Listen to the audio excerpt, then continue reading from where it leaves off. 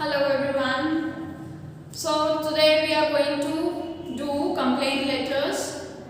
Complaint letters क्यों लिखे जाते हैं और कितनी वैरायटीज हैं, आज हम उस क्लास में थोड़ा सा उनको डिस्कस करेंगे और एक टाइप आज की क्लास में हम कवर करेंगे. ठीक है, तो complaint letters as the name suggest you are complaining about something. आप शिकायत कर रहे हैं और आप शिकायत कब करेंगे? when you are not satisfied by the service or good provided to you. चाहे वो सर्विस है चाहे वो गुड है, आप उस चीज से सेटिस्फाइड नहीं है and hence you are writing the complaint letter to them. अब जो कंप्लेंट लेटर है हो सकता है वो किसी गुड के लिए लिखा जा रहा हो, किसी गुड या प्रोडक्ट के लिए, किसी गुड्स या प्रोडक्ट के लिए लिखा जा रहा हो, किसी सर्विस के लिए लिखा जा सकता है. ठीक है, किसी अथॉरिटी को अनहेल्दी कंडीशन की वजह से लिखा जा सकता है. Unhealthy condition here means any situation by which you are not satisfied and you feel कि वो प्रॉब्लम इतनी बढ़ गई है कि अब उसका सल्यूशन चाहिए, तो उसके लिए एक स्टेप लेना पड़ेगा. सल्यूशन के लिए वो स्टेप आप ले रहे हो कंप्लेंट लेटर लिखकर. ठीक है, तो किसी अथॉरिटी को भी कंप्लेंट लेटर लिखा जा सकता है. ठीक है, सो हम एक एक करके सारे टाइप्स डिस्कस करेंगे और इनके मल्टीपल क्वेश्चंस भी कवर करेंगे. ठीक है, तो आज के क्लास में हम type 1 that is on the basis of goods and product उसको आज कवर कर लेते हैं. ठीक है, चलो.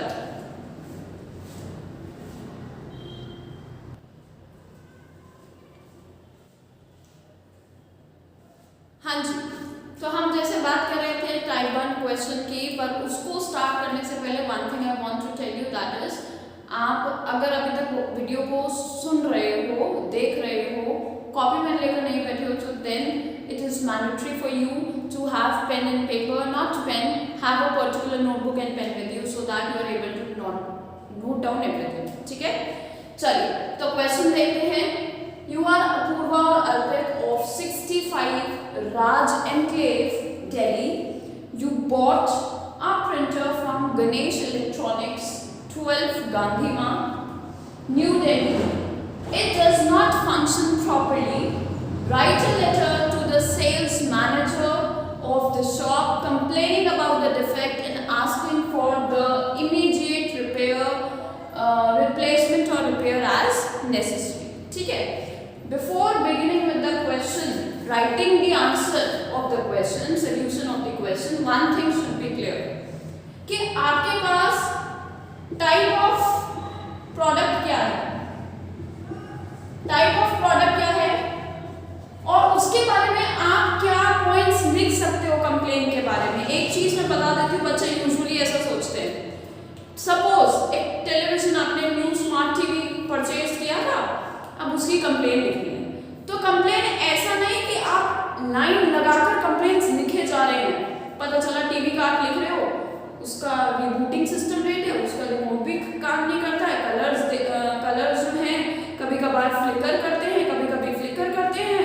ठीक है, और प्लग्स सारे खराब है, वो जो साइड प्लग्स होते हैं ना जिसमें आप फायर स्टिक और अपना वो पेन ड्राइव वगैरह इंसर्ट कर सकते हैं. ठीक, तो ऐसा नहीं है आप सारे डिफेक्ट उसमें दे दो. भाई वो दुकानदार है, वो ऐसी चीज नहीं देगा कि सारी की सारी कमियां उसमें थी और वो आपको प्रोडक्ट उसने भेड़ दिया, ऐसा नहीं होता.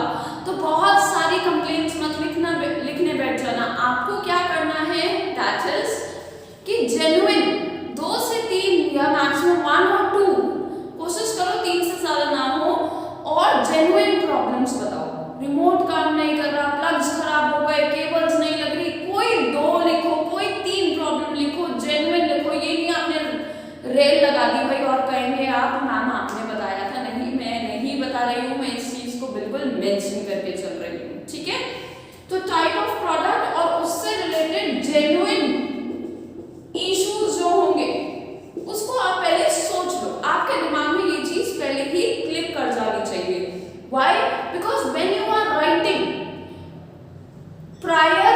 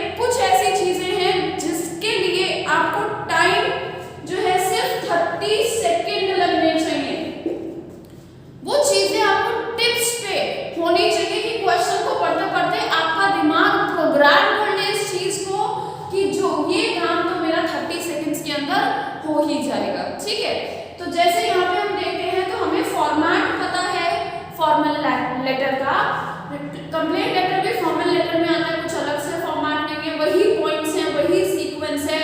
Sanders address, date, receiver's address, subject and salutation. Point to be noted my lord, that is कुछ टीचर्स कहते हैं सैल्यूटेशन पहले लिखो, कुछ टीचर्स कहते हैं सैल्यूटेशन बाद में लिखो सब्जेक्ट के, ठीक है। That is entirely up to you, आप अपनी कन्वीनियंस लिखो, but I would suggest you पहले सब्जेक्ट लिखो और फिर सैल्यूटेशन, कोई मार्क्स नहीं cut, don't worry about this, ठीक। तो क्या हमें प्रोग्राम करना है 30 सेकेंड्स के, मतलब क्वेश्चन को पढ़ते पढ़ते और 30 सेकेंड्स के अंदर क्या चीजें मुझे लिख लेनी है, वो है हमारा फॉर्मेट का initial part, that is sender's address. Sender कौन है वो नहीं जानना, सेंडर का एड्रेस क्या है पहले वो लिखना है। 65 राज एनक्लेव दिल्ली, ये चीज हो गई। अब दिल्ली को 65 राज एनक्लेव दिल्ली ऐसे मत लिखना, 65 राज एनक्लेव देन दिल्ली। सिटी होता तो सिटी, फिर आपका आता स्टेट, सिटी स्टेट, ठीक है। बात को समझ रहे हैं आप। नेक्स्ट अब आनी है डेट। डेट में हमेशा आपको बोलती हूँ, जो मेरे स्टूडेंट्स हैं मैं उन्हें ये चीज बिल्कुल बोलती हूँ, डेट को बिल्कुल सिंपल रखो।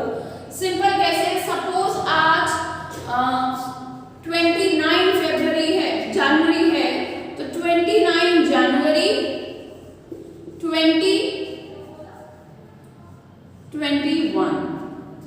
मैंने यहाँ कोई हाइफन, कोई डैश, कोई स्लैश, कोई टीएच, कॉमा कुछ नहीं यूज किया, it's simply plainly the date written, ठीक है। नेक्स्ट डेट आ गई, फिर आता है हमारा रिसीवर्स एड्रेस। तो रिसीवर कौन है अभी वो नहीं लिखना हमको, ठीक है ना। रिसीवर एड्रेस में जो टाइटल है, जिस पर्सन को लिख रहे हैं उसका नाम नहीं लिखना है, हाँ उसकी पोस्ट क्या है वो जरूर बतानी है। तो हम किसको लिख रहे हैं, सेल्स मैनेजर को लिख रहे हैं। उसके बाद उसका एड्रेस क्या है, उन्होंने ऊपर बताया है, यहाँ नहीं बताया एड्रेस। ध्यान दो इस बात पर, क्वेश्चन में आपको जिस शॉप का दिया हुआ है, जिस शॉप का एड्रेस दिया हुआ है, उसी के सेल्स मैनेजर को लिख रहे हैं, तो एड्रेस ऊपर है, सेल्स मैनेजर नीचे लिखा हुआ है, ठीक है। गणेश इलेक्ट्रॉनिक्स 12 गांधी मार्ग न्यू दिल्ली। अब ये लंबा चौड़ा नाम आ गया, अब कैसे करेंगे आप, गणेश इलेक्ट्रॉनिक्स 12, तो 12 Ganesh electronics, 12 Ganesh electronics, 12 comma Ganesh electronics, Gandhi मार्ग नेक्स्ट लाइन में, फिर नेक्स्ट लाइन में आप लिखेंगे न्यू दिल्ली, ठीक है। उसके बाद आता है सब्जेक्ट। सब्जेक्ट को दो तरीके से लिखो, मैं बच्चों को हमेशा ये बताती हूँ, दो तरीके क्या है।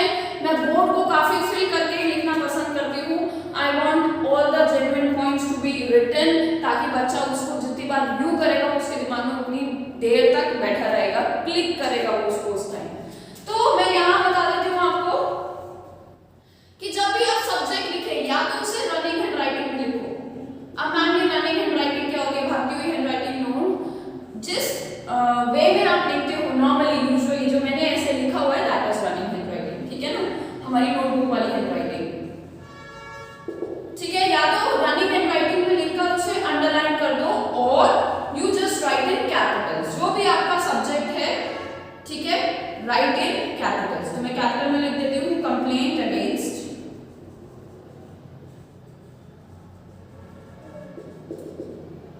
जो भी आपका इशू है, ठीक है। तो दो तरीके से लिख सकते हैं, चॉइस इज एंटायरली योर्स, ठीक। फिर उसके बाद एक लाइन लीव करके जरूर लिखें सर और ma'am, respected sir, respected ma'am भी लिख सकते हैं आप, ठीक। And then we'll begin with the body. तो before beginning with the body part, content part of the question, of the solution of this question, let us have a look on the initial part of the format, okay.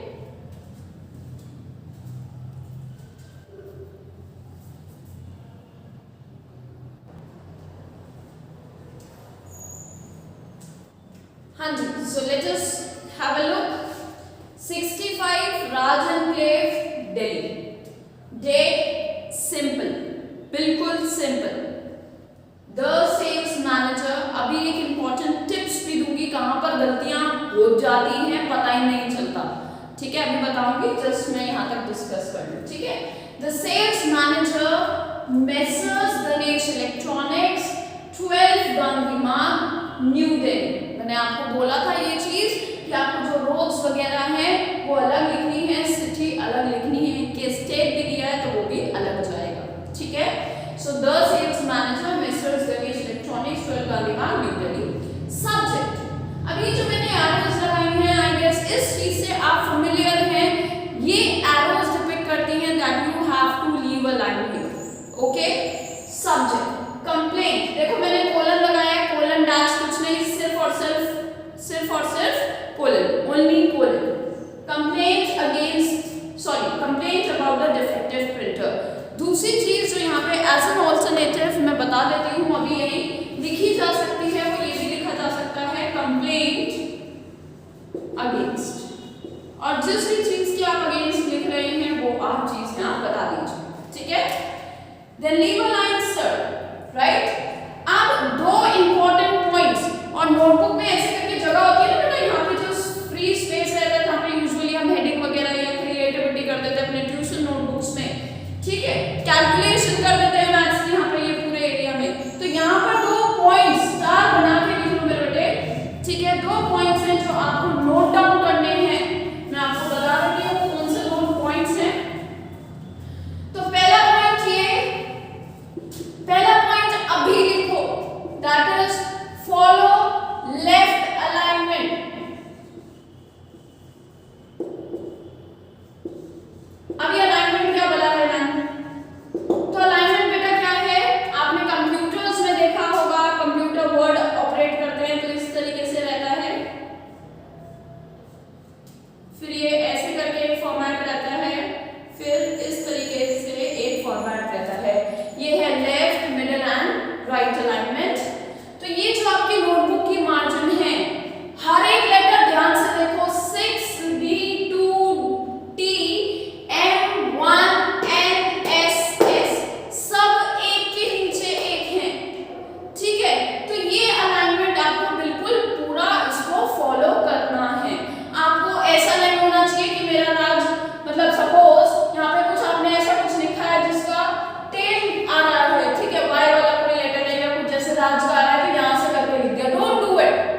हर एक letter को आपको पता है, क्योंकि मुझे बिना line छोड़े काम करना है, मुझे अलाइनमेंट का भी ध्यान रखना है, तो ये जो टेल पार्ट होता है इसको थोड़ा स्मॉल फॉर्मेशन कीजिए इसका। ठीक है, पर इस चीज का ध्यान रखना है कि बिल्कुल नीट रहे, कॉपी में नीट दिखे, कुछ भी ओवरलैपिंग ना हो, कुछ भी ओवरराइटिंग ना लगे। ठीक है, इस चीज का बिल्कुल ध्यान रखना। अब चलते हैं आगे हमारे कंटेंट की तरफ। ठीक है, अब यहाँ पे जो हमारा पैराग्राफ 1 है बच्चे, पैराग्राफ 1 में मैं बताने वाली हूँ मैं कौन हूँ और मैंने क्या प्रोडक्ट लिया था। तो क्या पॉइंट्स मैं बुलेट्स के फॉर्म में लिख रही हूँ, क्या पॉइंट्स आपको लिखने हैं। ठीक है, आपने क्या गुड परचेज किया था। ठीक है, व्हाट द गुड वाज, जिस ब्रांड का था उस ब्रांड के साथ लिखना है आपको। फिर आता है नेक्स्ट बुलेट जो हमारा आता है, that is about the bill number, जिसको कैश मेमो नंबर भी बोला जाता है। ठीक है, इनवॉइस नंबर भी बोला जाता है। मैं सारे वर्ड्स यहाँ लिख रही हूँ, cash memo number, invoice number, ये सब आपको लिखना है। Then comes on which date did you purchase it, date of purchase, किस डेट को आपने वो परचेज किया था। ठीक है, इतनी बात लिखो। अब नेक्स्ट यहाँ पैराग्राफ 2 में आपको लाइन लीव करके लिखना है, what are the issues. Issues क्या क्या है वो सब इस पैराग्राफ में बता दो। नहीं चेंज करना पैराग्राफ, तो लाइन चेंज करके फर्स्ट पैराग्राफ में ही लिख डालो। ठीक है, कोई दिक्कत नहीं है, कोई दुविधा नहीं है, कोई मार्क्स कट नहीं होंगे, आई गारंटी। ठीक है, हाँ स्कूल में प्री बोर्ड में मे बी टीचर्स कट कर ले, but I am the one who has given 100% result many a times, not once, since 2018 I have been giving 100% result in English, so I know this thing कि कहाँ marks cut सकते हैं कहाँ नहीं। ठीक है, हवा में बातें नहीं कर रही हूँ मैं। चलिए नेक्स्ट पैराग्राफ 3, साफ सीधी सी बात है, या रिपेयर करा दो, और ये भी नहीं होता ना तो आप एक काम करो, हमारे पैसे हमको वापस दे दो, हम किसी और दुकान से खरीद लेंगे, हमको तुम्हारा परचेज जो है, तुम्हारे आगे प्रोडक्ट समझ, तुम्हारे आगे वर्किंग पॉलिसी समझनी है, ठीक है ना। तो ऐसे ब्लंटली नहीं बोलना, यहाँ पे आप डिमांड करेंगे क्या, you will demand the solution, और सॉल्यूशन क्या है, दो ही है, या तो रिपेयर करा दो क्योंकि नया प्रोडक्ट है, वारंटी पीरियड में भी होगा, या फिर रिप्लेस करा दो, ठीक है। And then you will conclude it. अब कंक्लूजन में भी प्रॉब्लम आती है। कंक्लूजन हो गया, एक बहुत महत्वपूर्ण बात भूल जाते हैं बच्चे, मैं बिल्कुल हिंदी में लिख रही हूँ, ये चीज very important, very crucial, very relevant to the topic, वो चीज मैं बता रही हूँ, यहाँ पे नहीं भूलनी है आपको। और वो बहुत महत्वपूर्ण बात है, नोट डाउन कर लेना, यहाँ पे एक स्टार बना लो। जब ये सब खत्म हो गया ना, उसके बाद आता है आपका कंक्लूजन पार्ट। आप कंक्लूड कर दो सैल्यूटेशंस के साथ, थैंक यू योर्स फेथफुली, ये वो, ठीक है। उस कंक्लूजन के बाद आप एक लाइन छोड़कर नोट लिखिए यहाँ, पॉइंट नंबर 1 जो आप एनक्लोजर में लिखोगे, ठीक है, एनक्लोजर पार्ट मैं लिख देती हूँ यहाँ पे, एनक्लोजर साथ में आप क्या दे रहे हो, ठीक है, लेटर के साथ साथ आप क्या अटैच करके दे रहे हो, वो चीजें मेंशन करनी है। तो पॉइंट नंबर 1 द फोटोकॉपी, आप प्रूफ दोगे ना कि मैंने आप ही की दुकान से इस डेट पे मशीन खरीदा था, ठीक है, तो फोटोकॉपी किसकी दोगे, एक तो आप दोगे वारंटी कार्ड की, ठीक है, दूसरा आप फोटोकॉपी दोगे बिल की। अब बिल के मैंने 3 नाम आपको बता दिए, बिल नंबर, कैश मेमो और इनवॉइस नंबर, ठीक है, फोटोकॉपी ऑफ बिल, ठीक है ना, बिल, तो बिल की आप फोटोकॉपी लगाएंगे, और फिर उसके बाद ये क्वेश्चन होगा खत्म। आपने पूरा क्वेश्चन सही कर दिया, ये नहीं लिखा, -1 वहीं के वहीं हो जाएगा, बाद में रोना मत कि बताया नहीं, ठीक है। गाइडलाइंस को जो इंस्ट्रक्ट किया जा रहा है, नॉट द गाइडलाइन बट जो इंस्ट्रक्शंस दी जा रही है, उनको रिलीजियसली फॉलो करें, ठीक है।